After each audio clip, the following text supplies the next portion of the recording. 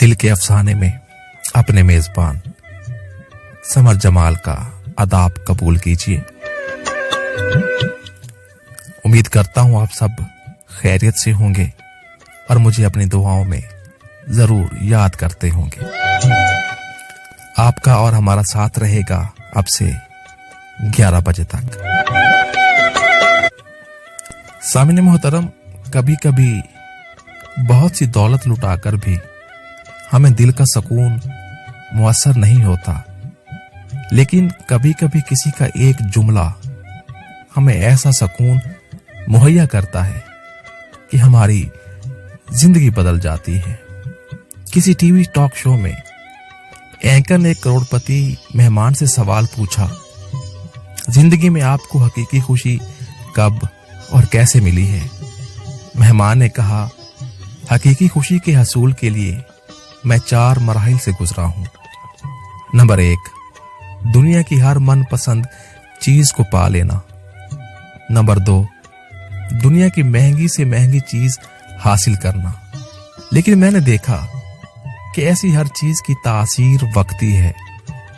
और नंबर 3, बड़े बड़े प्रोजेक्ट की मलकियत हासिल करना, मसलन किसी टीम या फ्रेंचाइज को खरीदना, दुनिया भर में सियाहत के हवाले से खिदमात सरंजाम देना वगैरह वगैरह। लेकिन इन सब कामों में भी मुझे वो खुशी ना मिल सकी जिसका मैं मुतलाशी था।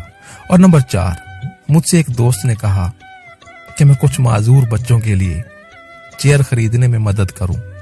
मैंने फौरन दोस्त की बात मान ली कि मैं जरूर इस कार्य खैर में हिस्सा लूंगा। दोस्त ने इसरार किया कि मैं उसके साथ जाऊं और बच्चों को यह तोहफा बजाते खुद पेश करूं। मैंने बच्चों के चेहरे पर इंतहाई खुशी देखी। बच्चे कुर्सियों पर बैठकर खुशी से झूम रहे थे, हंसी खुशी के साथ इधर उधर घूम रहे थे। ऐसा लग रहा था कि वो किसी पार्क या खेल के मैदान में हों। ये सब कुछ करने और ये मंजर देखने के बाद भी मुझे हकीकी खुशी महसूस ना हुई। जब मैं वहां से जाने लगा तो एक बच्चे ने मेरे पांव पकड़ लिए। मैंने कोशिश की कि उसे प्यार से उठा लूं, लेकिन वो चिमट गया। उसकी आंखों से आंसू टपक रहे थे और उसकी निगाहें मुझ पर जमी हुई थीं। मैंने नीचे झुककर उससे प्यार भरे अंदाज में पूछा, बेटा, किसी और चीज की जरूरत है तो मुझे बता दीजिए।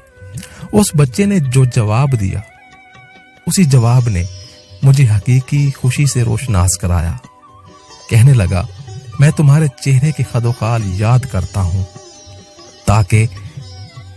ताकि जन्नत में मिलते ही तुझे पहचान सकूं और अपने रब के सामने एक बार फिर तुम्हारा शुक्रिया अदा कर सकूं। सामिन, कोशिश करें कि हमेशा उन लोगों में आपका शुमार हो जिनसे मिलने की तमन्ना क़यामत वाले दिन भी लोग करें, ताकि वहां रब के हजूर भी उनका शुक्रिया अदा करें।